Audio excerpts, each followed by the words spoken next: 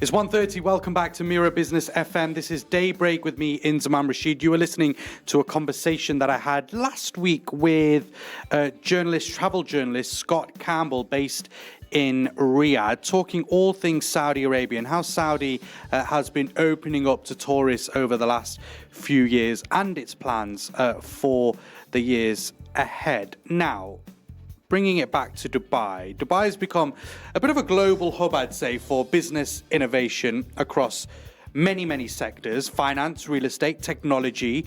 But one area I think it's fair to say that is rapidly rising is digital health innovation. And that's exactly what's going to be the focus later this month or next week at WHX Tech 2025.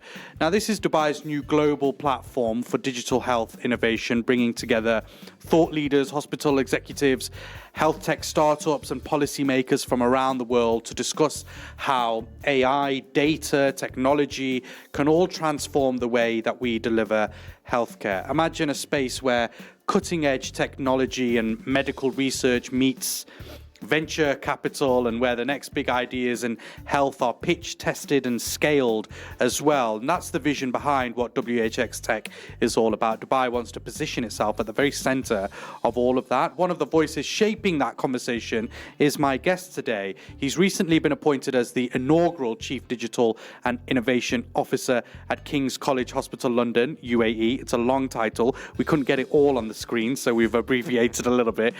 He's bringing with him a wealth of experience from Australia and across global advisory boards as well. He's a strategist, a chartered accountant, am I right? Nod, yeah. Yes. And now one of the key figures driving healthcare transformation here in the UAE. I'm delighted to say he joins us in the studio today, Sandeep Kumar. Sandeep, welcome to Daybreak on Mira Business FM. It's a pleasure to have you. Pleasure to be here and look forward to the conversation, of course. Yeah, and an interesting one it is. So you've recently joined the King's College Hospital in London, in the UAE for London. It's an inaugural Chief Digital and Innovation Officer. Tell us what that is and what that role entails. I'll simplify it. King's is got past its startup phase in the region to now a scale-up phase. So for those of you that are familiar with Dubai, King's College University Hospital was established about 8 years ago, and it was first established as a clinic in Mira, and then it's grown on from a secondary clinic to now a hospital in Dubai Hills, actually not too far from where we're hosting this conversation. Yeah. And the organisation's at a stage now, 1 hospital, 6 clinics, where it's not only expanding geographically, so it's expanding across its platform in Dubai, but intentions to expand across the platform in Middle East. It is also thinking about how it carefully expands, not just being the traditional hospital that you see everywhere else, but how it leverages technology and anger to give patients the best possible outcome they can. So about a year ago, the organisation made a decision that if we were really wanting to be different, we needed someone with the skills and experience that can bring that global knowledge and insight to us on the organisation, but not only help us with the insight, actually help us drive that change, deliver it, execute it, because it's all good to talk about these things in concept, but how do you actually make it real on the ground? So that's what they really brought me in. 2 major goals: help them with geographic expansion and help them transform to what is going to be their next future. And why is looking at the future of health so important right now, and why is a place like King's doing that and bringing someone like you into this role? Healthcare as a system has been lagging. If you compare ourselves as a total industry globally to like what the financial service sector has, or retail's done, or the airline industry, automotive industry, we've been a lagger in terms of how we've adopted technology to engage with our customers, how we use technology every day, day to day, to document, to do bookings, etc. I think I heard a great statistic, which was globally, healthcare is still responsible for 75% of all faxes. Wow. We still use faxes, right, in health.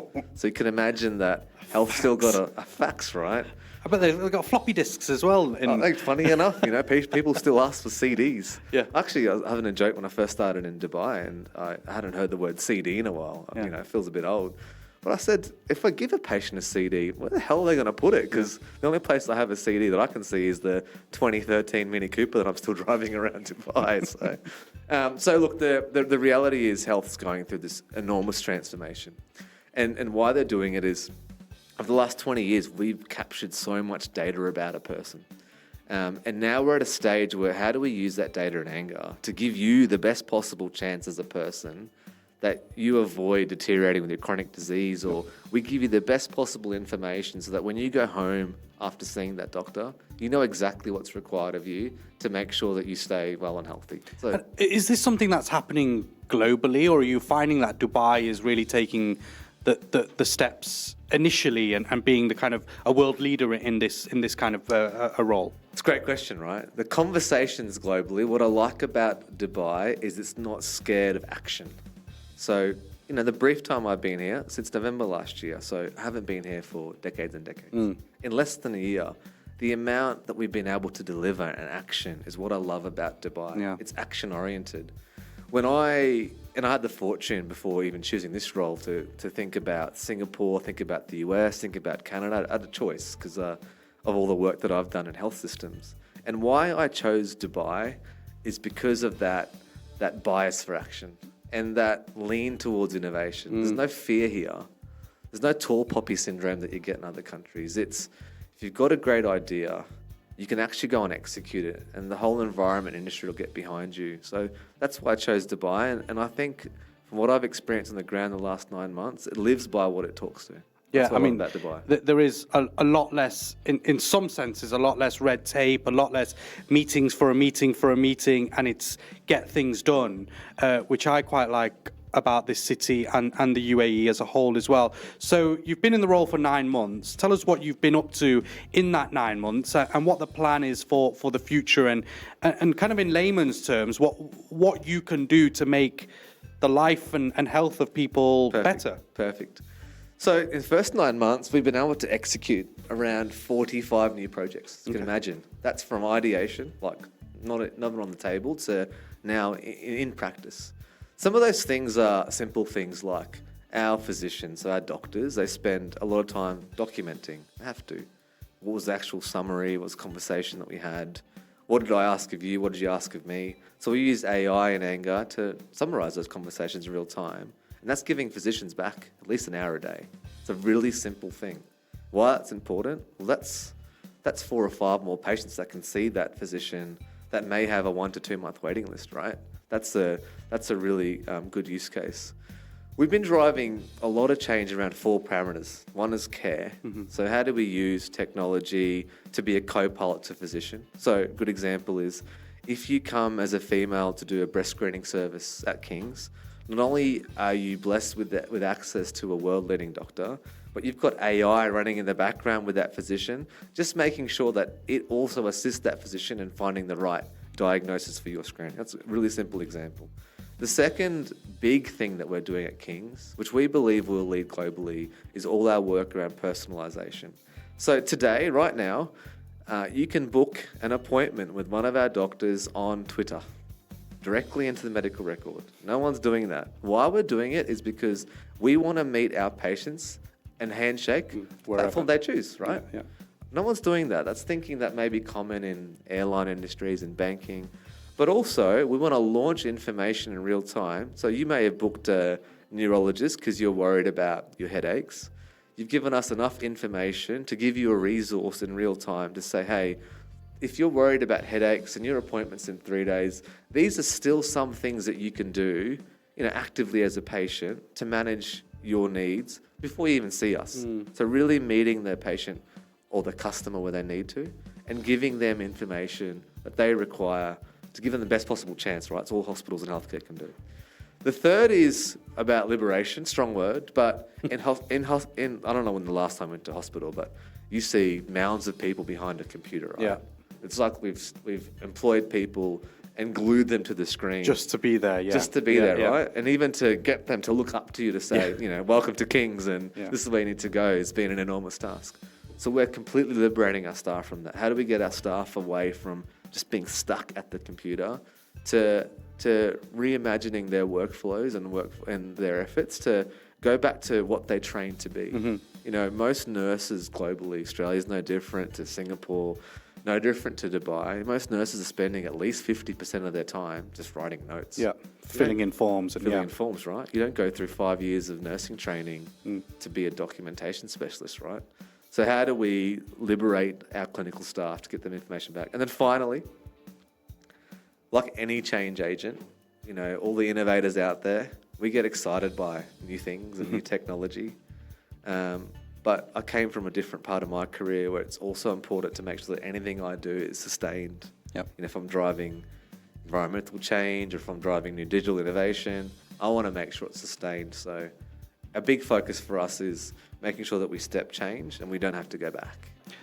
One thing I want to talk about, because you mentioned it there and how you're integrating AI now into healthcare. I want to talk a bit about trust when it comes to AI. And obviously, that's the biggest topic of conversation when it comes to talking about AI.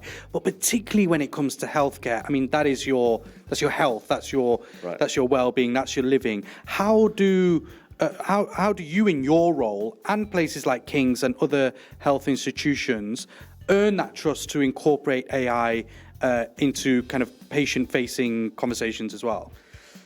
You know, the most skeptical people you'll ever meet in your life are doctors. They have to be, right? True. You know, when you walk up to a physician or a doctor and go see your family doctor, you're only giving them like a slither of information, you know, I've got this pain or I've been having, you know, I can't sleep, etc., whatever the diagnosis is. They are skeptical by nature because they're constantly curious and exploring what is it that I'm having to help diagnose. Winning physicians' trust is not easy. You know, doing it here in the UAE, having drove change in Australia and worked with many colleagues globally, it's one of the hardest spaces to drive change. I believe that winning the physician's trust is an earmark to winning patients' trust. We do a lot of work with our physicians to help them understand exactly how the technology works, right? AI is such a black box. So we do a lot of work to help them understand, A, how to use it, B, how it's safe, and see how it's going to add value. The simple things I gave earlier, like just being that physician co-pilot. Yeah. It's like, hey, if you make a mistake or, you know, this might be the 60th image you've seen today, we're just here to make sure that we're giving you the best possible chance to help this patient. On the patient side, it's the same. I'll give you a very basic view. In healthcare, there are thousands of medical research journals produced every other week.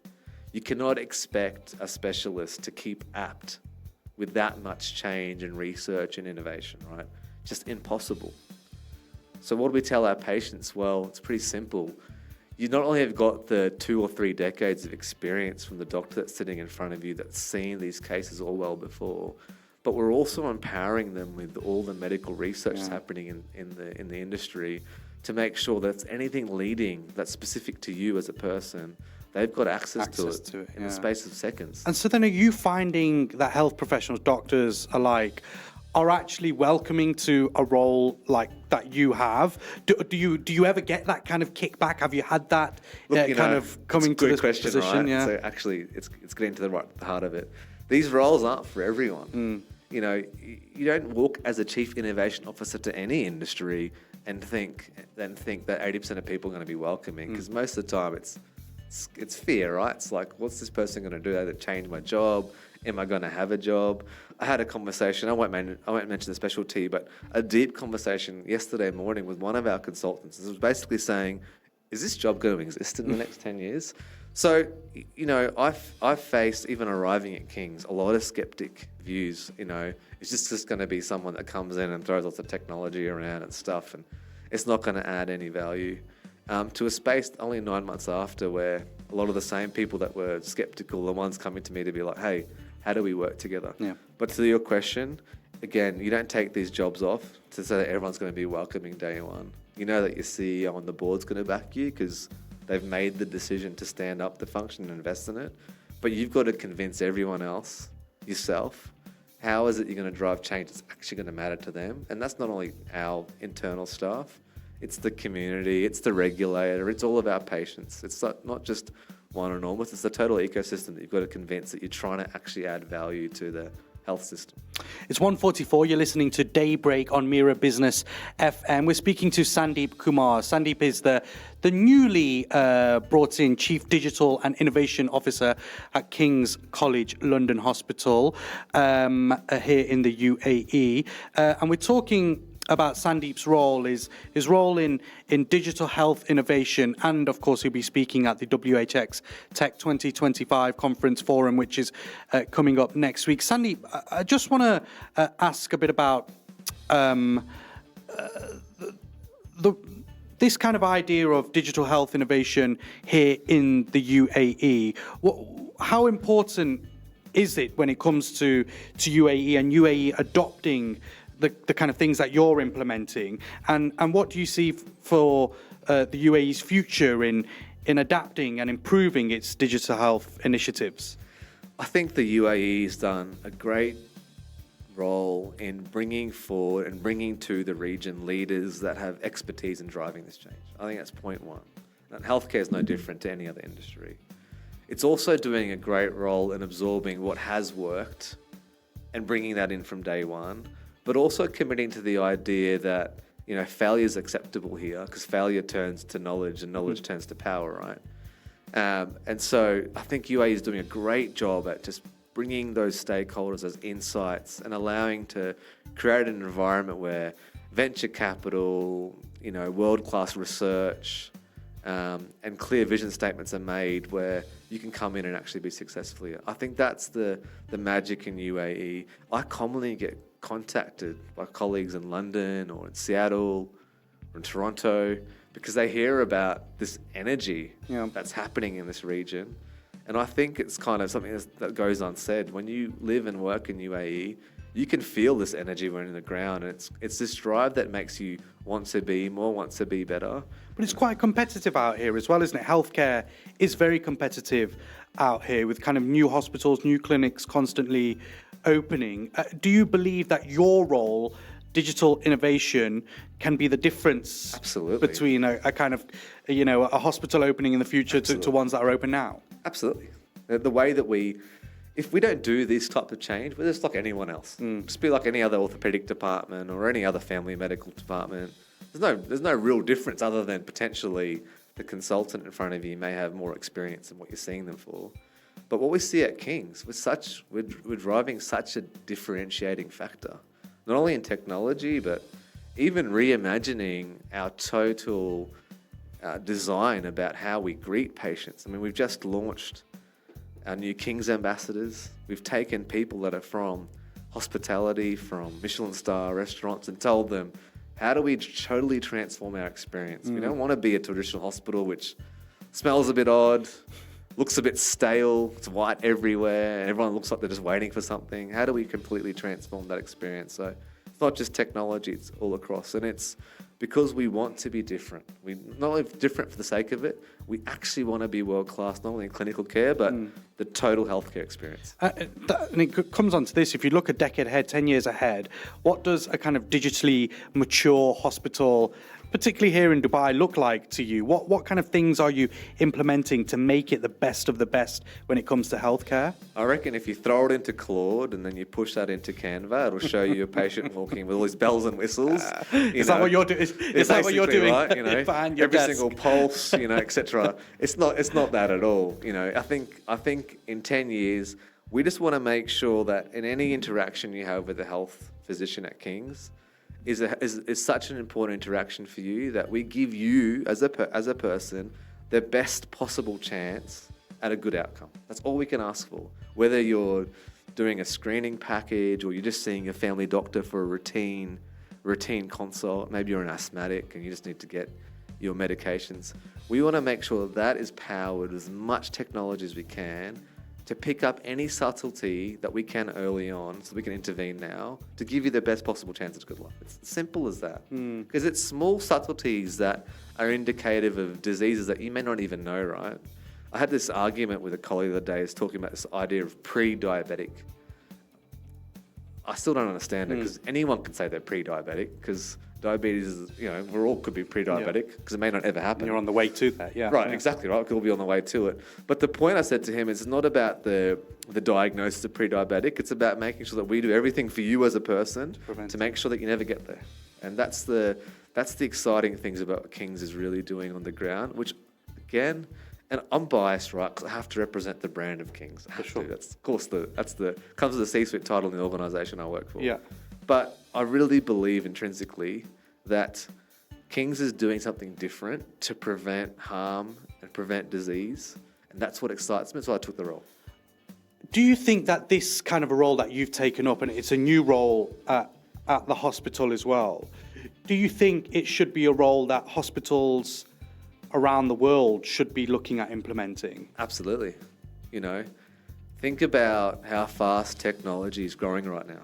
If any of this executives even listening to this right now will watch the podcast or watch the interview later on, who is it on that table that's actually going to drive this change? Not just like go to a conference and hear a bunch of good ideas and write a paper to the board which says we must do AI. Who's actually going to pick the right things, is going to engage the frontline staff, convince your customers it's the right thing to do, and execute it at pace? Who's going to do that? I was the first chief transformation officer in a public health system in Australia. At, again, a university hospital there. It was a 2,000-bed system, multiple hospitals, servicing a population of about 1 million people. Right. So I did that before this role. Same concept, right? Who's actually transforming your business? One of the things that I find as a hallmark of my success there, and it's again, could be biased, but now I can see other public hospitals in Australia hiring chief transformation officers because they've realised that they need someone at the table. You hire a CFO because they know finance. You hire a chief HR officer because they know how to deal with hiring and firing and unions, etc. You obviously also need a change agent, someone who understands industry, thinks, about the future and brings it to reality. So I'm grateful that I get to do that. Obviously, right now, hospital bills are incredibly high. Even if I look to the UK with the NHS, a stretched NHS still struggling really to see a lot of patients and get appointments booked in and treat patients on time, essentially. With bringing in digital innovation, bringing in AI, is that not going to boost costs for the hospital and in turn its patients as well? Or is it about also being a bit more economical and efficient? You're right. Healthcare costs are growing faster than GDP globally. You're absolutely right. Most systems. But I gave this away earlier. When you've got nurses spending, just simple maths, right? If nurses are spending 60, 70% of the time doing administration work that can be automated, and nursing is largely the biggest cost as a single labour cost in the UK, there's huge efficiency to be gained there. If there are so many administration officers that have to work to get you a booking because no one's been able to digitally book, there's huge costs going into there. So I think that this innovation agenda is absolutely about cost containment and cost reduction. Absolutely. And that comes under your role as well. It's not just looking at the tech and looking at how you can improve healthcare, but it is also about looking at efficiency Private of how an sector, hospital works. We're owned by a family office and a private investment company. Of course they want to get their margins out of healthcare, right? Yeah. That's, of course it's driven by that. UAE is different though. It's very cost conscious. It doesn't want to be an NHS. It doesn't want to just throw lots of people at a problem. We think quite laterally about why does a person have to do this task? Yeah. But this agenda in AI will absolutely change the cost equation in healthcare. Also will completely change the system in itself because a lot of people book a specialist because they just go online, they research something incorrectly and they get triaged to suddenly you're seeing an endocrinologist or you're seeing a subspecialist in their field. Well, you could have just seen your family doctor. So I think a lot of what, and I'll just think about my perspective of the UK, I think a lot of that system needs to change its thinking about how it actually triages people to the right point, but also what is its responsibility. Yeah. Health systems are meant to deliver healthcare, but they're housing I mean, it's amazing. We should call it a healthcare and housing system, right? Because they're housing hundreds of patients that are getting medically sick as a discharged. result of it. Mold, No, these exactly. are Yeah, medically discharged patients that are just stuck in a hospital bed, Yeah. and that's causing queues elsewhere. So again, that's a I'm sure I'll.